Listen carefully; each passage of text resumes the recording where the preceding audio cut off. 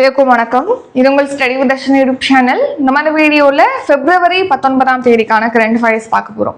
So இன்றைக்கான current affairs பார்க்கறதுக்கு முன்னாடி எஸ்டர்டே தான் தமிழ்நாடு பட்ஜெட் வீடியோ அக்ரி பட்ஜெட்டும் சேர்த்து ஒரு வீடியோ அப்லோட் பண்ணியிருப்போம். செக் பண்ணி பார்த்துக்கோங்க. அதுக்கு முன்னாடி February ஸ்டார்டிங்கில் budget central government budget video upload பண்ணியிருப்போம். அந்த ரெண்டு வீடியோவுமே பார்த்துக்கோங்க. அப்கமிங் எக்ஸாமில் இதுலேருந்து கம்பல்சரி கொஸ்டின் வரும். பட்ஜெட்டை பார்த்தாலே மேக்ஸிமம் நீங்கள் கரண்ட் அஃபேர்ஸை கவர் பண்ண மாதிரி தான். ஸோ ரெண்டையும் மிஸ் பண்ணிடாதீங்க. இப்போ நம்ம கரண்ட் அஃபேர்ஸ் பார்க்கலாம். ஃபர்ஸ்ட் மோட்டிவேஷனோட ஸ்டார்ட் பண்ணலாம். இன்னைக்கு என்ன மோட்டிவேஷன் அப்படின்னு கேட்டால், success is not determined by talent, it is determined by efforts. அதாவது பார்த்தீங்கன்னா நம்ம வாழ்க்கையிலே பார்த்துருப்போம், சக்ஸஸ் ஆனவங்க அப்படின்னு பார்த்தா அவங்க டேலண்ட் ஆனவங்க தான் சக்ஸஸ் ஆனவங்க அப்படின்னு கிடையாது. நம்ம என்ன பார்க்குறோம், நம்மளை விட டேலண்ட் கம்மியாக இருக்கவங்க கூட சக்ஸஸ் ஆகிருப்பாங்க.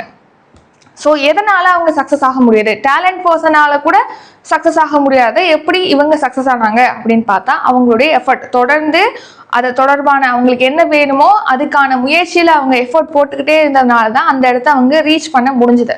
டேலண்ட் பர்சன் என்ன பண்ணுறாங்க அப்படின்னு பார்த்தீங்கன்னா, இப்போ ஃபார் எக்ஸாம்பிள் ஒரு தங்கம் எடுத்துக்கோ, இல்லைன்னா வைரமே எடுத்துக்கோ. இந்த பூமியிலேருந்து நீங்கள் அந்த சுரங்கம் அமைச்சு அந்த வைரத்தை எடுத்து அதை தீட்டி அப்படிதான் உங்களுக்கு வைரம் அப்படிங்கிறது கிடைக்குது.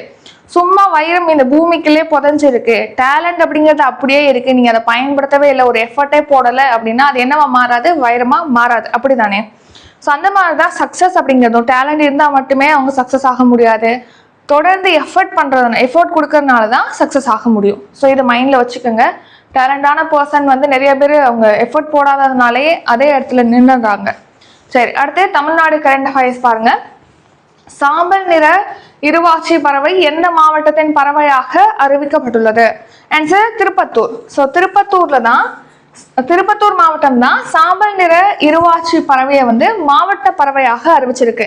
இப்போ நம்ம மாநில பறவை எது அப்படிங்கிறத கமெண்ட் பண்ணுங்க. திருப்பத்தூர் மாவட்டத்துடைய பறவையாக இந்த சாம்பல் நிற இருவாச்சி பறவையானது அறிவிக்கப்பட்டிருக்கு. இருவாச்சி அப்படின்னாலே நமக்கு என்ன ஞாபகம் வரும் அப்படின்னா, ஹார்ன்பில் திருவிழா. நாகாலாந்துல பாத்தீங்கன்னா அந்த ஹார்ன்பில் திருவிழா அப்படிங்கிறது செலிப்ரேட் பண்றாங்க. அதை பத்தி நம்ம பார்த்திருப்போம். இப்போ சாம்பல் நிற இருவாச்சி பறவையை மாவட்ட பறவையாக திருப்பத்தூர் அறிவிச்சிருக்கு. அங்கே ஒரு வாக்கெடுப்பு மாதிரி நடத்தி சூஸ் பண்ணியிருக்காங்க. தமிழ்நாடு இந்தியாவிலேயே காற்றாலை மின் உற்பத்தியில் தமிழ்நாடு எத்தனையாவது இடத்தில் உள்ளது? ஆன்சர் செகண்ட் பிளேஸ்ல இருக்கு. அப்போ ஃபர்ஸ்ட் பிளேஸ்ல என்ன ஸ்டேட் இருக்கு அப்படின்னு பார்த்தா, குஜராத் தான் ஃபர்ஸ்ட் பிளேஸ்ல இருக்கு. ஸோ காற்றாலைகள் அமைச்சு அதன் மூலமாக மின் உற்பத்தி செய்யறதுல இந்தியாவில 2வது இடத்துல தமிழ்நாடு இருக்கு. அதே மாதிரி சோலார் எனர்ஜி, சூரிய ஆற்றல், அப்புறம் புதுப்பிக்கத்தக்க ஆற்றல் உற்பத்தியில பாத்தீங்கன்னா தமிழ்நாடு இந்தியாவிலே 4th பிளேஸ்ல இருக்கு. ஸோ இதெல்லாம் எப்போ மென்ஷன் பண்ணாங்க அப்படின்னா, இப்போ காலநிலை உச்சி மாநாடு 4.0 அப்படிங்கிறது சென்னையில நடந்துச்சு. அதை முதலமைச்சர் ஸ்டாலின் அவர்கள் தான் தொடங்கி வச்சிருப்பாங்க. அதுல பேசினப்ப தான் இந்த விண்ட் எனர்ஜி, காற்றாலை மூலமா மின்சாரம் உற்பத்தி செய்யறதுல செகண்ட் பிளேஸ்ல இருக்கு. சூரிய ஆற்றல் அப்புறம் புதுப்பிக்கத்தக்க ஆற்றல் உற்பத்தியில தமிழ்நாடு 4th பிளேஸ்ல இருக்குன்னு சொல்லிட்டு பேசியிருப்பாங்க. அது மட்டும் இல்லாம இந்த மாதிரி ரினியூவபிள் எனர்ஜி, புதுப்பிக்கத்தக்க ஆற்றல் உற்பத்தி அப்படிங்கிறது வெரி ஷார்ட் பீரியட் ஆஃப் டைம்ல 77% அதிகரிச்சிருக்கு அப்படின்னு தெரிவிச்சிருக்காங்க. நெக்ஸ்ட் பாருங்க, இந்தியாவிலே ஃபர்ஸ்ட் டைம் பசுமை காலநிலை நிதியம் அப்படிங்கிறது தமிழ்நாட்டில் தான் உருவாக்கியிருக்காங்க. 1000 கோடியில பசுமை காலநிலை நிதியம் ஃபண்டுனா என்ன? நம்ம நிதி கொடுப்போம் இல்லையா, தனிநபர் கொடுக்கலாம், பெரிய நிறுவனங்கள் கொடுக்கலாம். அந்த மாதிரி ஃபண்டு மாதிரி கிரியேட் பண்ணி அந்த ஃபண்டு நம்ம யார் வேணா கொடுக்கலாம். அந்த ஃபண்டை வச்சு என்ன பண்ணுவாங்க, காலநிலை சம்பந்தமான விஷயங்களுக்கு அது சம்பந்தமான உள்கட்டமைப்பை மேம்படுத்துவதற்காக வழங்குறது. மின்சார வாகனங்கள் வாங்குறதுக்கு ஹெல்ப் பண்றது, அந்த மின்சார வாகனங்கள் தயாரிப்பை ஊக்கப்படுத்துறதுக்காக இன்வெஸ்ட் பண்றது, இந்த மாதிரி காலநிலை மாற்றத்துக்கான உள்கட்டமைப்பை வலுப்படுத்துறதுக்காக இந்த நிதியானது வழங்கப்படுது. ஸோ 1000 கோடியில இந்த நிதியமானது இந்தியாவிலே முறையாக நம்ம தமிழ்நாட்டில் உருவாக்கியிருக்காங்க. நெக்ஸ்ட், இப்போ கார்பன் டை ஆக்சைடு எல்லாம் ரிலீஸ் ஆகுறத கட்டுப்படுத்தினா பருவநிலை மாற்றம் அப்படிங்கிறது, புவி வெப்பமடைதல் குறையும், பருவநிலை மாற்றம் குறையும் இல்லையா? ஸோ அப்போ அதுக்காக மின்சார பேருந்துகள் அப்படிங்கிறது தொடங்கியிருக்காங்க. இப்போ வரைக்கும் 7738 பேருந்துகள் அப்படிங்கிறது இயக்கப்படுவதா சொல்லியிருக்காங்க. தமிழ்நாட்டில் மின்சார வாகனங்களுக்கு பார்த்தீங்கன்னா 2027ஆம் ஆண்டுகள் வரைக்கும் சாலை வரியில 100% வரி விலக்கு அப்படிங்கிறது கொடுக்குறாங்க. அந்த மின்சார வாகனங்கள் பயன்பாட்டை இன்னும் இன்க்ரீஸ் பண்ணணுங்கிறதுக்காக இந்த வரி விலக்கு. அடுத்து மத்திய மாநில அரசு இடையேயான உறவை மேம்படுத்த சர்க்காரியா ஆணையம் எந்த ஆண்டு நிறுவப்பட்டது? ஆன்சர் 1983 தான் சர்க்காரியா ஆணையம், மத்திய மாநில அரசுகளுக்கு இடையிலான அந்த உறவை இன்னும் மேம்படுத்தணும். இப்போ நிறைய இதுல பாத்தீங்கன்னா ஸ்டேட் கவர்மெண்ட்டுக்கும் யூனியன் கவர்மெண்ட்டுக்கும் இடையே வந்து மோதல் அப்படிங்கிறது ஏற்படும். ஸோ அதை குறைச்சி எப்படி இன்னும் அந்த உறவை வலுப்படுத்தலாம் அப்படிங்கறத ஆய்வு செய்யறதுக்காக இந்த குழு சர்க்காரியா ஆணையம் 1983 அமைச்சிருப்பாங்க. So Sarkaria justice RS Sarkaria தலைமையில அமைச்சிருப்பாங்க. அதனாலதான் இதை சர்க்காரியா ஆணையம் அப்படின்னு சொல்லிட்டு அழைக்கிறோம்.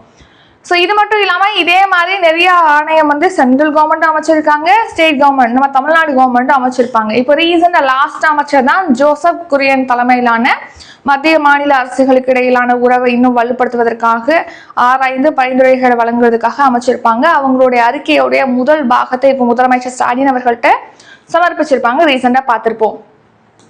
ஸோ இதுக்கு முன்னாடி என்னென்னலாம் அமைச்சாங்கன்னு பார்த்தோம்னா 1969 ஓய்வு பெற்ற நீதிபதி PV ராஜமன்னார் தலைமையில ஆணையம் அமைச்சிருப்பாங்க.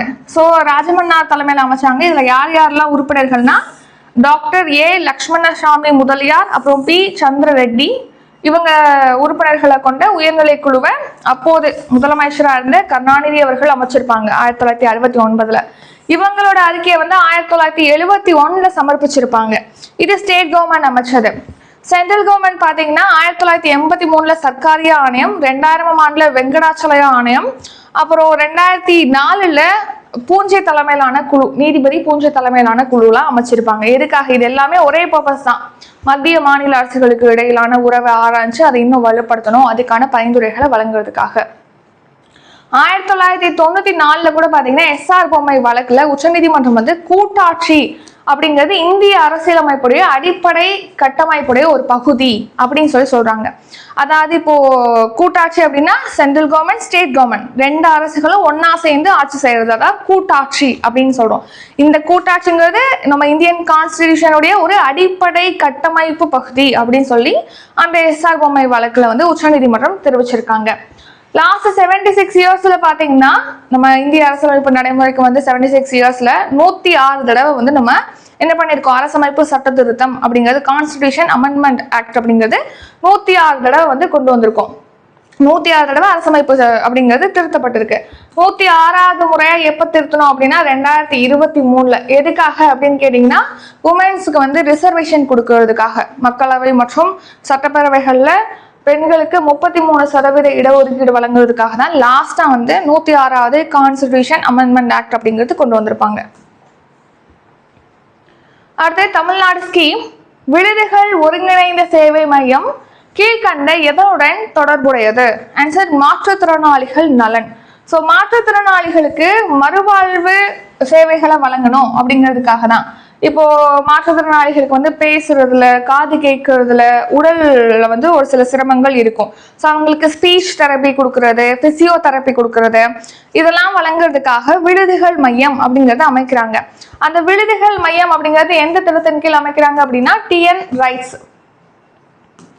ஸோ TN ரைட்ஸ் அப்படிங்கிறது வேர்ல்டு பேங்க் இருக்குல்ல, உலக வங்கியுடைய நிதி உதவியோடு தான் நம்ம இந்த TN ரைட்ஸ் திட்டம் செயல்படுத்துறோம். இந்த திட்டத்தின் கீழ் தான் விடுதிகள் ஒருங்கிணைந்த சேவை மையங்கள் அப்படிங்கறத அமைக்கிறாங்க. இந்த மையங்கள்ல பாத்தீங்கன்னா மாற்றுத்திறனாளிகளுக்காக 6 முக்கியமான சேவைகள் ஒரே இடத்துல கொடுக்குறாங்க. ஸ்பீச் தெரபி, ஸ்பெஷல் ட்ரைனிங் கொடுக்குறாங்க, பிசியோதெரபி, இந்த மாதிரி 6 சேவைகளானது கொடுக்குறாங்க ஒரே இடத்துல. மாற்றுத்திறனாளிகள் நலனுக்காக தான் இந்த விடுதிகள் மையங்கள் அப்படிங்கறத ஓபன் பண்ணிருக்காங்க. ஸோ விடுதிகள் ஒருங்கிணைந்த சேவை மையம் இதை நம்ம ஏற்கனவே பார்த்துருப்போம். யாருக்காவது ஞாபகம் இருந்தா ஃபர்ஸ்ட் விடுதிகள் மையம் அப்படிங்கிறது எங்க ஓபன் பண்ணாங்க? இதுக்கான ஆன்சர் கமெண்ட் பண்ணுங்க. இது உங்களுக்கான கொஸ்டின். சரி கவனிங்க. TN ரைட்ஸ் அப்படிங்கிற சொன்ன இல்லையா, இது யாருக்கான திட்டம்? மாற்றுத்திறனாளிகளுக்கான திட்டம். அதாவது தமிழ்நாடு உரிமை திட்டம் அப்படின்னு சொல்லுவோம். உலக வங்கியோட நிதி உதவியோட செயல்படுத்தப்படுகிறது. இந்த TN ரைட்ஸ் திட்டத்தின் கீழ் தான் விடுதிகள் மையம் அப்படிங்கறத அமைக்கிறாங்க மாற்றுத்திறனாளிகளுக்காக. ஸோ இப்போ 14.57 கோடியில சென்னை உட்பட ஒரு 20 மாவட்டங்கள்ல 105 விடுதிகள் சேவை மையங்கள் அப்படிங்கிறது ஓபன் பண்ணியிருக்காங்க. இந்த TN ரைட்ஸ் திட்டம் அப்படிங்கிறது உலக வங்கி நிதி உதவியோட 1773 கோடியில அறிவிக்கப்பட்ட திட்டம் தான் TN ரைட்ஸ். இந்த திட்டத்தின் கீழ் மொத்தமா 273 விடுதிகள் மையம் அமைக்கிறதுக்கு திட்டமிட்டு இருக்காங்க. இப்போ ரீசெண்டா ஒரு 105 விடுதிகள் மையங்களை வந்து முதலமைச்சர் ஸ்டாலின் அவர்கள் ஓபன் பண்ணி வச்சிருக்காங்க. நெக்ஸ்ட் 6 சேவைகள் கொடுக்குறாங்க இல்லையா, அந்த 6 சேவைகள் என்னென்ன அப்படின்னா அவங்களுக்கு ஸ்பெஷல் எஜுகேஷன் அப்படிங்கிறது கொடுக்குறாங்க. அடுத்து கண் பார்வை அளவியல், கேட்டல் மற்றும் பேச்சு பயிற்சி, பிசியோதெரபி இயன்முறை பயிற்சி, செயல்முறை பயிற்சி, அப்புறம் பார்த்தீங்கன்னா சைக்காலஜிக்கலா அதாவது உளவியல் சிகிச்சை, இந்த மாதிரி 6 சேவைகளையும் ஒரே இடத்துல மாற்றுத்திறனாளிகளுடைய மறுவாழ்வுக்காக வழங்குறாங்க விடுதிகள் மையத்தில். தமிழ்நாடு ஸ்கீம். தமிழ்நாடு நெய்தல் மீட்சி திட்டம் எதனுடன் தொடர்புடையது? ஆன்சர் கடலோர பகுதிகள் மேம்பாடு. நெய்தல் அப்படின்னாலே நம்ம அந்த 5 திணைகள்ல நெய்தல் திணைக்கு என்ன பார்ப்போம்? கடலும் கடல் சார்ந்த இடமும் பார்ப்போம். ஸோ அப்போ இது எதுக்காக தொடங்கினாங்க? கடலோர பகுதிகளில் உள்ள மக்களுடைய வாழ்வாதாரத்தை மேம்படுத்தணும், கடலோர பகுதிகளில் தூய்மையா வச்சிருக்கணும், மாசுபடுறதை வந்து கட்டுப்படுத்தணும், அங்கே உள்ள பல்லுயிர் பெருக்கத்தை மேம்படுத்தணும் அப்படின்னு சொல்லிட்டு ஒரு 4 கருப்பொருட்களின் அடிப்படையில தான் 4 கருப்பொருளை கொண்டுதான் இந்த ஸ்கீமை வந்து லான்ச் பண்ணியிருப்பாங்க. இதுவுமே வேர்ல்டு பேங்கோடைய நிதி உதவியோடு தான் செயல்படுத்தப்படுகிறது, டிஎன் ரைட்ஸ் மாதிரியே. ஸோ நெய்தல் மீட்சி இயக்கம் நம்ம தமிழ்நாட்டில் இந்த கடலோர பகுதிகளில் உள்ள மாவட்டங்கள் எத்தனை இருக்கு அப்படின்னா 14 கடலோர மாவட்டங்கள் இருக்கு. ஸோ அப்போ அது எவ்வளோ கிலோமீட்டர் தொலைவுக்கு இருக்கு அந்த கடலோர பகுதிகள்னா 1076 கிலோமீட்டர் தொலைவுக்கு கடலோர பகுதிகள் இருக்கு. அந்த பகுதிகளை மேம்படுத்தணும், அங்கே மாசுபாடை வந்து கட்டுப்படுத்தணும், அங்கே பல்லுயிர் பெருக்கத்தை மேம்படுத்தணும் அப்படின்னு சொல்லிட்டு தான் 1675 கோடி மதிப்பீட்டில் நெய்தல் மீட்சி இயக்கம் அப்படிங்கிறது லான்ச் பண்ணியிருப்பாங்க. ஸோ 2024 தான் இந்த ஸ்கீமை வந்து லான்ச் பண்ணியிருக்காங்க. இந்த நெய்தல் மீட்சி இயக்கத்தை டிஎன் ஷோர் ஸ்கீம் அப்படின்னு கேட்கலாம். டிஎன் ஷோர் திட்டம் அல்லது தமிழ்நாடு நெய்தல் மீட்சி இயக்கம் அப்படின்னும் இன்னொரு நேமும் இருக்கு. டிஎன் ஷோர் அப்படின்னு பார்க்குறோம் இல்லையா, இதுல ஷோர் அப்படிங்கிறதோட ஃபில் ஃபார்ம் என்னன்னா சஸ்டைனபிளி harnessing ocean resources and blue economy அப்படிங்கிறது தான் இந்த டிஎன் ஷோர் அப்படிங்கிறதோட ஃபில் ஃபார்ம். 14 கடலோர மாவட்டங்களை உள்ளடக்கிய 1076 கிலோமீட்டர் தூரத்தை மையமாக கொண்டுதான் இந்த ஸ்கீமை லான்ச் பண்ணியிருப்பாங்க. 5 இயர்ஸ்ல உலக வங்கியோட நிதி உதவியோட கடற்கரை சமூகங்களுடைய வாழ்வாதாரத்தை, அந்த கடலோர பகுதிகளில் வாழ்றாங்க இல்லையா, அவங்களுடைய வாழ்வாதாரத்தை மேம்படுத்தணும், அவங்களுக்கு பாதுகாப்பு வழங்கணும், பல்லுயிர் பெருக்கம் அங்கே உள்ள உயிரினங்கள்லாம் பாதுகாக்கணும், அப்புறம் கடலோர பகுதிகளில் மாசு கட்டுப்பாடு அப்படின்னு சொல்லிட்டு 4 முக்கிய கருப்பொருள் அடிப்படையில தான் இந்த நெய்தல் மீட்சி இயக்கம் அப்படிங்கறது தொடங்கி இருப்பாங்க. நெக்ஸ்ட் இந்த நெய்தல் மீட்சி இயக்கத்தின் கீழ் பாத்தீங்கன்னா இப்போ கடற்பசுக்களோட எண்ணிக்கை குறைஞ்சிக்கிட்டு வருது. ஸோ அந்த கடற்பசுக்களை பாதுகாக்கிறது, கடல் ஆமைகளை பாதுகாக்கிறது, பறவைகள் உள்ளிட்ட உயிரினங்களை பாதுகாக்கிறதுக்காக 6 உயர் சிறப்பு மையங்கள் அப்படிங்கிறது உருவாக்கப்பட்டு வருவதா சொல்லியிருக்காங்க. சென்னையில வெள்ள பாதிப்புகளை தடுக்கிறதுக்காக ஸ்பான்சி பூங்காக்கள் அப்படிங்கறத அமைச்சு அங்க நிலத்தடி நீர்மட்டமானது உயர்ந்திருக்கு அப்படின்னு சொல்லிட்டு தெரிவிச்சிருக்காங்க. அடுத்து 2 கடல்சார் உயரடுக்கு படைகள் அப்படிங்கறது உருவாக்கியிருக்காங்க. இந்த கடலோர பகுதிகளில் பாதுகாப்பு இன்னும் வலுப்படுத்துறதுக்காக அங்கே உள்ள மக்களை வச்சு சப்போர்ட்டோட 2 கடல்சார் உயரடுக்கு படைகள் அப்படிங்கிறது உருவாக்கியிருக்காங்க. நேஷனல் அமைதி படையில் முழுவதும் பெண்கள் கொண்ட காவல் பிரிவை பணியமர்த்திய நாடு எது? Answer India. ஸோ இப்போ ஏஏ சமிட் வந்து நடக்குது இல்லையா, ஸோ இந்த ஏஏ சமிட் இந்தியாவில தான் நடக்குது.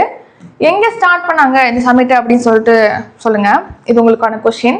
இப்போ இதுக்காக பாத்தீங்கன்னா யூஎன் ஜெனரல் செக்ரட்டரி, அதாவது பொதுச் செயலர், ஐக்கிய நாடுகள் பொதுச் செயலர் அண்டோனியோ குடெரஸ் வந்து நம்ம நாட்டுக்கு வந்திருப்பார் இல்லையா, அவர் வந்து இந்தியாவை புகழ்ந்து சொல்லியிருப்பாரு. என்னன்னா இந்தியாவில தான் ஃபர்ஸ்ட் டைம் அமைதி படையில முழுவதும் பெண்கள் அடங்கிய ஒரு படை பிரிவு, காவல் பிரிவு அப்படிங்கிறது பணியமர்த்திருப்பாங்கன்னு சொல்லிட்டு பாராட்டியிருப்பாங்க. அது மட்டும் இல்லாம உலகம் முழுக்க பாத்தீங்கன்னா நம்ம நாட்டை சேர்ந்த வீரர் மற்றும் வீராங்கனைகள் 5000 பேர் அமைதி படையில பணியில வந்து ஈடுபடுத்தப்பட்டிருக்காங்க, அமைதி காக்கும் பணியில அப்படின்னும் தெரிவிச்சிருப்பாங்க. ஸோ முதல் காவல் பிரிவு பெண்களை கொண்ட அமைதி படையில முதல் காவல் பிரிவு இந்தியா தான் உருவாக்கியிருக்கு. பிளஸ் 5000 பேர் வந்து அமைதி படையில இருக்காங்க இந்தியாவிலேருந்து. Tamil Nadu current affairs.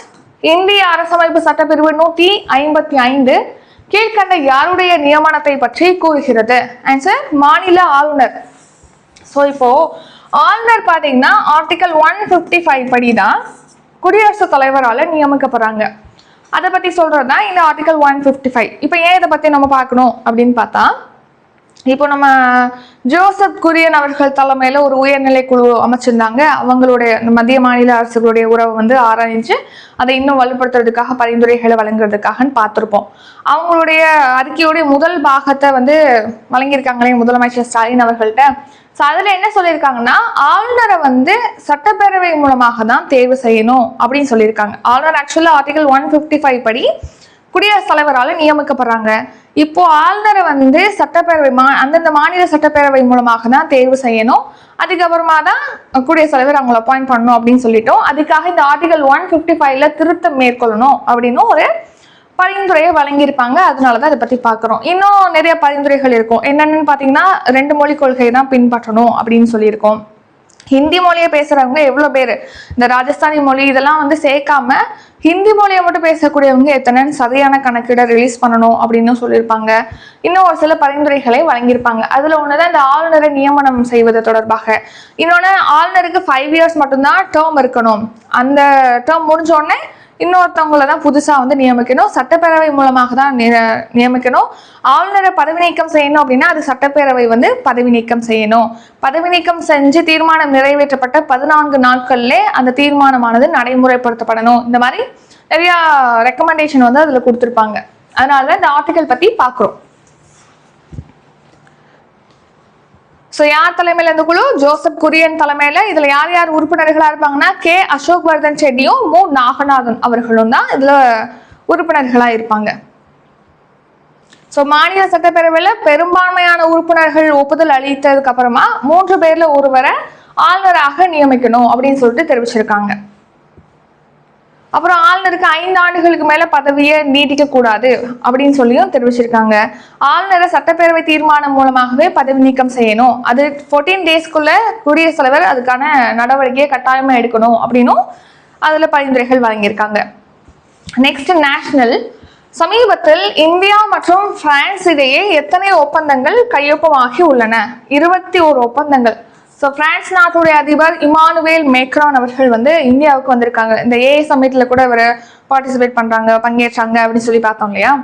ஸோ இப்போ இந்தியாவுக்கும் பிரான்ஸுக்கும் இடையே 21 ஒப்பந்தங்கள் அப்படிங்கிறது கையொப்பமாயிருக்கு. ஸோ எது சம்பந்தமா பாத்தீங்கன்னா, பாதுகாப்பு சம்பந்தமா, உயர் தொழில்நுட்பம், அப்புறம் முக்கிய கனிமங்கள், அப்புறம் பல்வேறு துறைகள்ல 2 நாட்டுக்கும் இடையே வந்து ரிலேஷன்ஷிப்பை இன்னுமே வந்து வலுப்படுத்துறதுக்காக இந்த 21 ஒப்பந்தங்கள் கையொப்பமாயிருக்கு.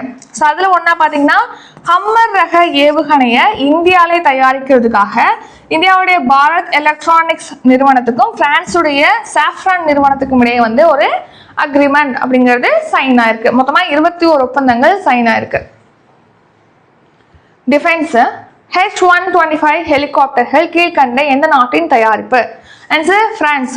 பிரான்ஸ் நாட்டுடைய ஏர்பஸ் நிறுவனத்தோடைய ஒரு தயாரிப்பு தான் இந்த H-125 அப்படிங்கிறது. இது நல்லா நீண்ட நேரத்துக்கு அதிகமான உயரத்துல பறக்கக்கூடிய ஒரு ஹெலிகாப்டர். இந்த ஹெலிகாப்டரை உற்பத்தி செய்வதற்காக கூட பாத்தீங்கன்னா கர்நாடகால வேகமால்ல வந்து ஹெலிகாப்டர் உற்பத்தி ஆலை அப்படிங்கறத அமைச்சிருக்காங்க. அதை வந்து பிரான்ஸ் அதிபரும் நம்ம நாட்டுடைய பிரதமர் நரேந்திர மோடி அவர்களும் இணைந்துதான் வந்து ஓபன் பண்ணி வச்சிருக்காங்க. ஸோ இந்த ஹெலிகாப்டர் ஆலை எங்க அமைச்சிருக்காங்க? கர்நாடகால வேகமல்ல. ஸோ இந்த H-125 ஹெலிகாப்டர் அப்படிங்கிறது எவரெஸ்ட் உயரத்துக்கு பறக்கக்கூடியது. மிக உயரமான இடங்களுக்கு, மிக கடினமான சூழ்நிலைகளிலுமே இது சிறப்பாக செயல்படும் இந்த H-125 அப்படிங்கிற ஹெலிகாப்டர். அடுத்த, அப்பாயின்மெண்ட்ஸ் அண்ட் ரெசிக்னேஷன். கீழ்கண்ட எந்த நாட்டின் அதிபரான ஜோஸ் ஜெரி பதவி நீக்கம் செய்யப்பட்டுள்ளார்? ஸோ ஜோஸ் ஜெரி இப்போ பதவி நீக்கம் செய்யப்பட்டிருக்காரு. எந்த நாட்டுடைய அதிபர்னா ஆன்சர் பெரு. ஸோ இப்போ சீனாவுடைய தொழிலதிபர், சீனா நாட்டை சேர்ந்த ஒரு தொழிலதிபரை ரகசியமா சந்திச்சிருக்காரு அப்படின்னு சொல்லிட்டு இவரை பதவி நீக்கம் செஞ்சிருக்காங்க. அந்த நாட்டில் இடைக்கால அதிபராக இருக்கிறவர் தான் இந்த ஜோஸ் பெரி என்பவர். பெரு நாட்டுடைய கேபிட்டல் தலைநகரம் எது அப்படின்னா லிமா. ஜோஸ் பெரி இல்ல, ஜோஸ் ஜெரி, நான் பெரின்ட்டேன், ஜெரி. அடுத்த, appointments current affairs. Sanae Takaichi எந்த நாட்டின் பிரதமராக தேர்வு செய்யப்பட்டுள்ளார்? Answer Japan. நம்ம ஏற்கனவே பார்த்திருப்போம், ஜப்பான் நாட்டுடைய முதல் பெண் பிரதமர் சனே தகாய்ச்சி. அவங்க பாத்தீங்கன்னா கூட்டணி மூலமா ஆட்சி அமைச்சிருப்பாங்க. அதுக்கப்புறம் அவங்களுக்கு ஆட்சியில வந்து பாத்தீங்கன்னா சப்போர்ட் அதிகமா இல்லைன்னு சொல்லிட்டு முன்கூட்டியே இவங்க தேர்தல் அறிவிச்சிருப்பாங்க. இப்ப தேர்தல் நடந்திருக்கும், அதுல வின் பண்ணிட்டாங்க. ஸோ மறுபடியும் அந்த நாட்டுடைய பிரதமராக சனே தகாய்ச்சி வந்து பொறுப்பேற்கிறாங்க. ஸோ ஜப்பான் நாட்டுடைய பிரதமராக மீண்டும் யார் பொறுப்பேற்கிறார்? Sanae Takaichi. இவங்க தான் ஜப்பான் நாட்டுடைய முதல் பெண் பிரதமர். ஸோ இவங்க அந்த நாட்டில் பொருளாதார மற்றும் பாதுகாப்புத்துறை முன்னாள் அமைச்சராகவும் இருந்திருக்காங்க. அடுத்த இம்பார்ட்டன்ட் டே, யாருடைய பிறந்த தினம் தமிழ் இலக்கிய மறுமலர்ச்சி நாளாக கொண்டாடப்படுகிறது? ஆன்சர் வந்து தமிழ் தாத்தா. யாரு? உவே சாமிநாதையர். ஸோ தமிழ் தாத்தா அப்படின்னு அழைக்கப்படக்கூடிய உவே சாமிநாதர் அவர்களுடைய பிறந்த நாளான பிப்ரவரி 19ஆம் தேதியை தான் நம்ம என்ன டேவா செலிப்ரேட் பண்றோம்? தமிழ் இலக்கிய மறுமலர்ச்சி நாளாக செலிப்ரேட் பண்றோம். ஸோ தமிழ் தாத்தா பார்த்தீங்கன்னா நம்ம அந்த ஓலை சுவடியெல்லாம் அலைந்து திரிந்து பல்வேறு நூல்கள் வந்து இப்போ இருக்கிறதுக்கு காரணமே வந்து ஏன்னா ஓலைச்சுவடிகள்லாம் கரையான் அரைச்சு காணாம போயிடுறது, அது ஒரு பாதுகாப்பாகவே இல்லாத சுச்சுவேஷன்ல இருந்தப்போ இவர் தான் அது எல்லாத்தையும் சேகரிச்சு ஒரு நூலா இப்ப இருக்கு. அந்த மாதிரி சீவக சிந்தாமணி, சிலப்பதிகாரம், மணிமேகலை இந்த மாதிரி காப்பியங்கள்ல முதல்ல அச்சிட்டு பதிப்பித்தவர் வந்து தமிழ் தாத்தா உவேசா அவர்கள் தான். அவர் வந்து 1855 பிப்ரவரி 19 பிறந்து 1942 ஏப்ரல் 28 வந்து காலமாயிருக்காங்க. இவருடைய 172வது பிறந்த நாளானது இப்ப பிப்ரவரி 19 செலிப்ரேட் பண்றோம். இவருடைய பிறந்த நாள் என்ன டேவா நம்ம தமிழ்நாட்டுல செலிப்ரேட் பண்றோம் அப்படின்னா தமிழ் இலக்கிய மறுமலர்ச்சி நாளாக நம்ம செலிப்ரேட் பண்றோம். அடுத்து ஷார்ட் நியூஸ். ஸோ இந்தியாவில் எண்ம பரிவர்த்தனை செய்யக்கூடிய ஒரு அமைப்பு, டிஜிட்டல் டிரான்சாக்ஷன் பண்றதுக்கு யூபிஐ யூஸ் பண்றோம் இல்லையா? இந்த யூபிஐ சேவையை வழங்கக்கூடிய இந்திய தேசிய பரிவர்த்தனை கழகம், அதாவது NPCI பாத்தீங்கன்னா என்விடியா அப்படிங்கிற நிறுவனத்தோட ஒரு முக்கிய ஒப்பந்தத்தை மேற்கொண்டிருக்காங்க. இந்தியாவில் ஜிகாவாட் வரையிலான திறன் கொண்ட மிகப்பெரிய செயற்கை நுண்ணறிவு தொழில்நுட்ப உள்கட்டமைப்பு உருவாக்குறதுக்காக LND நிறுவனமானது இந்த என்விடியா சேம் அதே என்விடியா கூட ஒப்பந்தம் மேற்கொண்டிருக்காங்க. LND நிறுவனம். வங்கதேசத்துடைய புதிய பிரதமராக இப்போ தாரிக் ரஹ்மான் வந்து பொறுப்பேற்றிருக்காரு. இவர் 5 இயர்ஸ்க்கு அந்த பொறுப்புல இருப்பாரு. அடுத்த செயற்கை நுண்ணறிவு தொழில்நுட்ப இணைப்பை இன்னும் அதிகரிக்கணும் அப்படிங்கிறதுக்காக இந்தியா அமெரிக்கா இடையே பாத்தீங்கன்னா கடலுக்கடியில ஒரு புதிய கேபிள் தடங்களை கட்டமைக்கிறதுக்கான முன்னெடுப்பு கூகுள் வந்து எடுக்க போறதா அந்த கூகுளுடைய CEO சுந்தர் பிச்சை வந்து தெரிவிச்சிருக்காரு.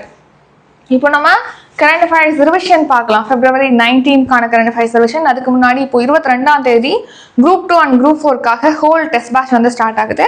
ப்ளஸ் 25th பிப்ரவரியில் பார்த்தீங்கன்னா மேக்ஸ் டெஸ்ட் பேட்ச் வந்து ஸ்டார்ட் ஆகுது. இந்த அப்கமிங் டெஸ்ட் பேட்ச் பற்றி டீட்டெயிலாக டிஸ்கிரிப்ஷனில் இருக்கு, செக் பண்ணி பார்த்துக்குங்க. நம்ம ஒவ்வொரு மந்த்துக்குமே மந்த்லி கரண்ட் அஃபேர்ஸ் PDF வந்து ப்ரொவைட் பண்ணுறோம். அந்த மந்த்லி கரண்ட் அஃபேர்ஸ் எப்படி பை பண்ணுறது அதுக்கான டீட்டெயிலும் டிஸ்கிரிப்ஷனில் இருக்கு. சப்ஸ்கிரிப்ஷன் ஸ்டார்ட் ஆகுது, எல்லா டீட்டெயிலும் டிஸ்கிரிப்ஷனில் இருக்கு, செக் பண்ணி பார்த்துக்கோங்க. நெக்ஸ்ட் வந்து வேறு ஏதாவது டவுட் இருக்குது அப்படின்னா டிஸ்கிரிப்ஷனில் காண்டாக்ட் நம்பர் இருக்குது, அந்த நம்பருக்கு காண்டாக்ட் பண்ணி கேட்கலாம், இல்லைனா வாட்ஸ்அப்பில் டெக்ஸ்ட் பண்ணி கேட்கலாம். இப்போ நம்ம ரிவிஷன் பார்க்கலாம். ஃபர்ஸ்ட் கொஸ்டின், சாம்பல் நிற இருவாச்சி பறவை எந்த மாவட்டத்தின் பறவையாக அறிவிக்கப்பட்டுள்ளது? ஆன்சர் திருப்பத்தூர். இந்தியாவிலேயே காற்றாலை மின் உற்பத்தியில் தமிழ்நாடு எத்தனையாவது இடத்தில் உள்ளது? 2ஆம் இடம். மத்திய மாநில அரசுகளுக்கு இடையேயான உறவை மேம்படுத்த அமைக்கப்பட்ட சர்க்காரிய ஆணையம் எந்த ஆண்டு நிறுவப்பட்டது? ஆன்சர் 1983. விழுதுகள் ஒருங்கிணைந்த சேவை மையம் கீழ்கண்ட எதனுடன் தொடர்புடையது? ஆன்சர் மாற்றுத்திறனாளிகள் நலன். தமிழ்நாடு நெய்தல் மீட்சி திட்டம் எதனுடன் தொடர்புடையது? ஆன்சர் கடலோர பகுதிகள் மேம்பாடு. அமைதி படையில் முழுவதும் பெண்கள் கொண்ட காவல் பிரிவை பணியமர்த்திய நாடு எது? Answer India. இந்திய அரசமைப்பு சட்டப்பிரிவு 155 கீழ்கண்ட யாருடைய நியமனத்தை பற்றி கூறுகிறது? ஆன்சர் மாநில ஆளுநர். சமீபத்தில் இந்தியா மற்றும் பிரான்ஸ் இடையே எத்தனை ஒப்பந்தங்கள் கையொப்பமாகி உள்ளன? ஆன்சர் 21 ஒப்பந்தங்கள். H125 ஹெலிகாப்டர்கள் கீழ்கண்ட எந்த நாட்டின் தயாரிப்பு? Answer France.